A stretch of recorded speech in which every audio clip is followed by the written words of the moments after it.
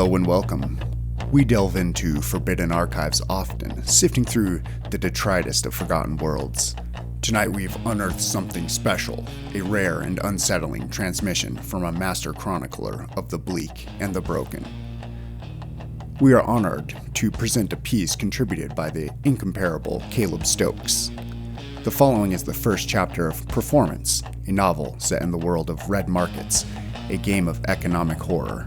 It is performed by Fae Kells. Hope you enjoy.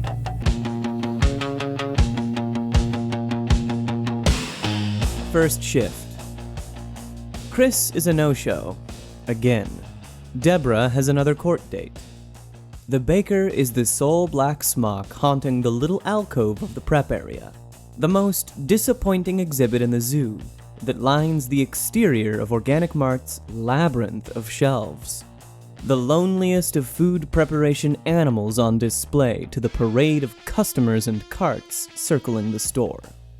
It is better this way. The sole baker knows how to run things to his liking. The dough got in the proofer this morning faster than if the others had actually shown up. The baker debates firing Chris as he makes scoring cuts on an orderly line of dough. The truant had a doctorate in something or other, or close enough to one. He listened to opera when it was his turn to pick streaming stations, insisting on narrating the plot of whatever the Italians were screaming about.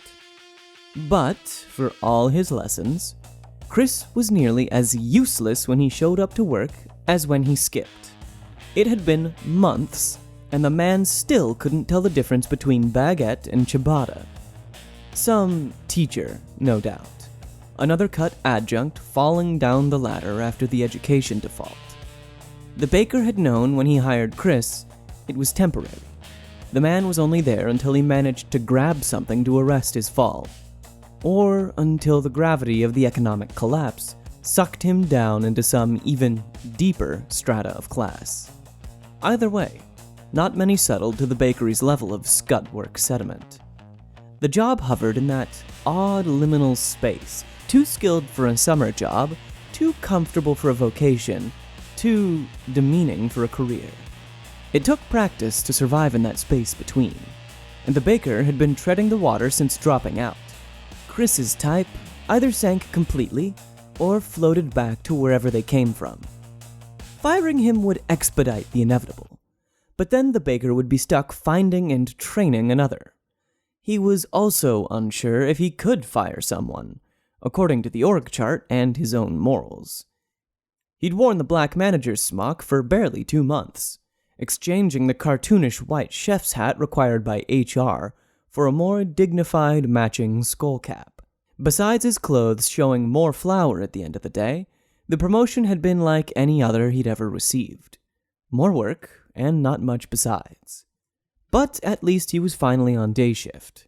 And at least Chris could prep the cookies, scrub the cinnamon roll pans, and all the other easy stuff. In the grand scheme of things, there's not much art in tying knots for a hollow loaf. But it is all the art he has time for. He prefers the skilled work to laying out pre-made cookies on sheets and hitting the button on the oven. The button doesn't even have a number or the word cookies on it. It is a mere picture of a chocolate-chipped disc fraying under too many fingerprints. It implies anyone who touches it is beneath the dignity of language. If Chris shows up to spare him those more mind-numbing chores, it will be worth his occasional absences. The baker pushes another rack of loaves into the giant oven, and wonders how many of his past employers had weighed this same balancing of accounts for him. Which layoffs had been really out of their hands? Which had been a tipping of scales? What minor infraction had made the minuscule effort it took to fill out his severance paperwork suddenly worth it? He had never let high school teach him much of anything, but dropping out had insisted he learn a single lesson over and over. The border between his survival and starvation was filament thin.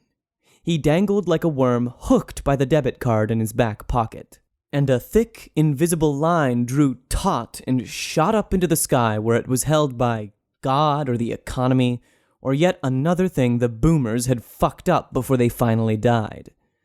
The line suspended him in the salvation of a convenient indifference above a pit looking to impersonally swallow him. The lifeline was no more than spider silk.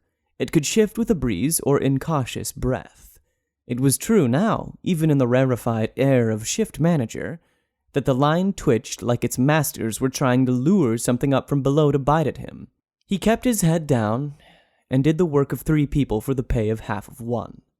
This was something Adam could never understand.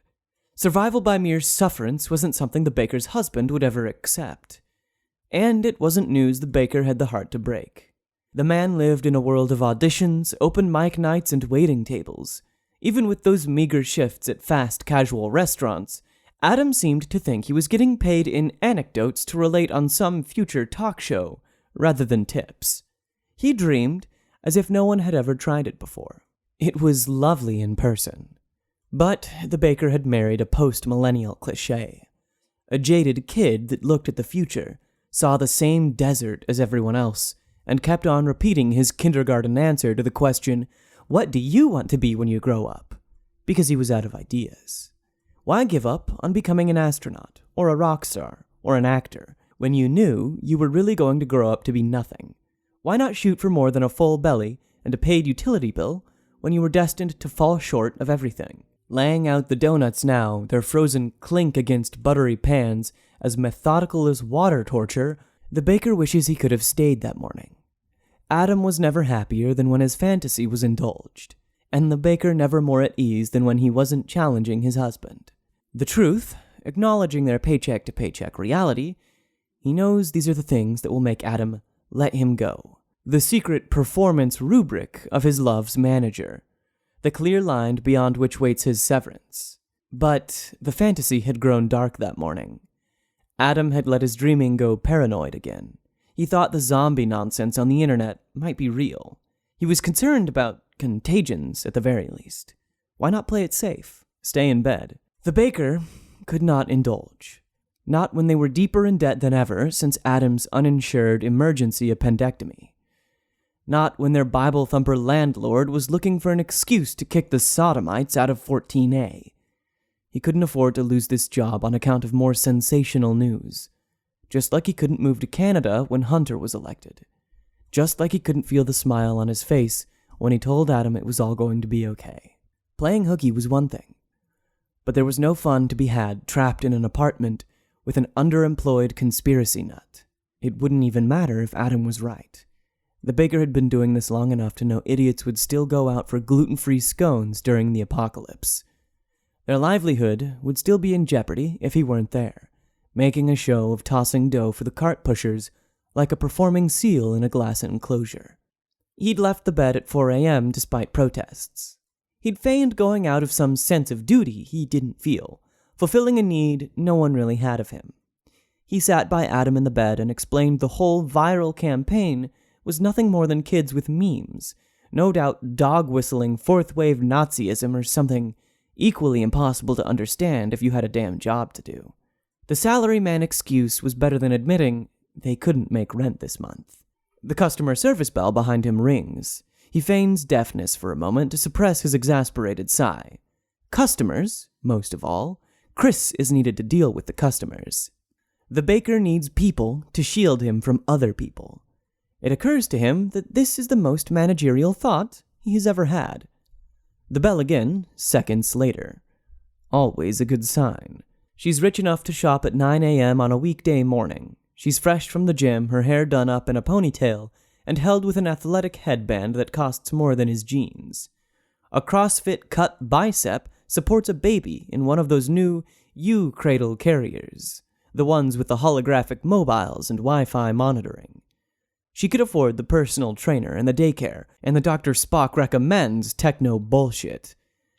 Everyone in the grocery store was going to know it. She says words. He autocorrects them into tasks before they even register. She wants a rush job for some bachelorette party she's put off planning. The latest of old college friends to get married off, no doubt. Affirmation and canned questions leak out of a smile-shaped hole in his face. She asks in hushed tones for an adult cake for her wild friend. He laughs as if it is not the most tragically basic thing on earth. In his head, the only back office in which he may find peace, he does the math on the likelihood of getting caught violating the Organic Mart policy against inappropriate pastries, versus the chance this woman will complain loudly to his manager if he refuses. He grabs a pre-made buttercream white cake from the walk-in freezer, writes, "You're getting married," in pink icing calligraphy on sheer muscle memory, and begins drawing dicks with frosting. She makes calls while she waits, talking into her AR glasses while the baby cries on his counter. She occasionally interrupts the call and changes tone to console the child.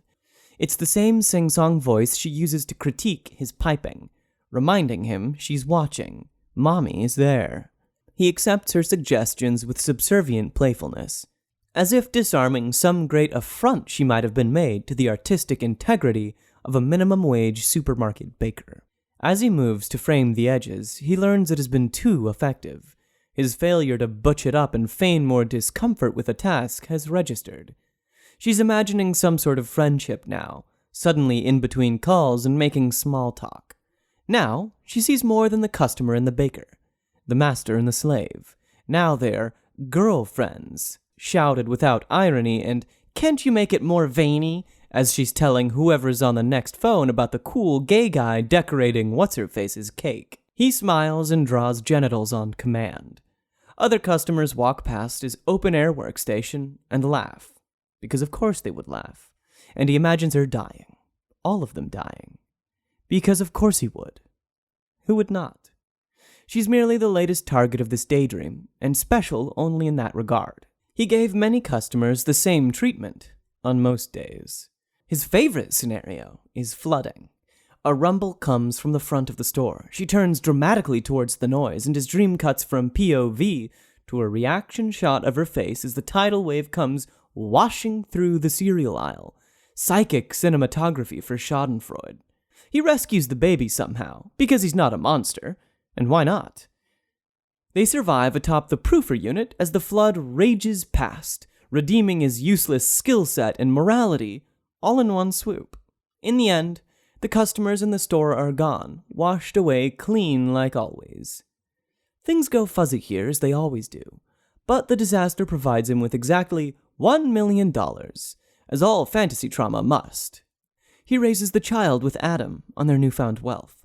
On Fast Forward now, they both get the kind of jobs fitting for catalog gays.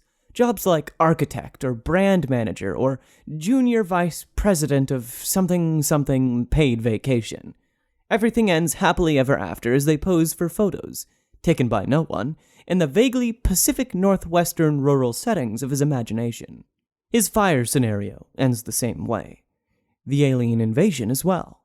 Any disaster that kills the job can also provide for him, magically. The guilt that follows these forays is never about dehumanizing the customer. It's always the sensation of hypocrisy that drags him back. How are his fantasies any less absurd than Adam's? Any more practical than his husband's prayers that some demigod director will discover his talent buried in the Midwestern soil as they slum through community theater productions housed in the corpses of failing strip malls? The baker never scrutinizes his own delusions as hard as Adam's, or at least never lets their examination stop him.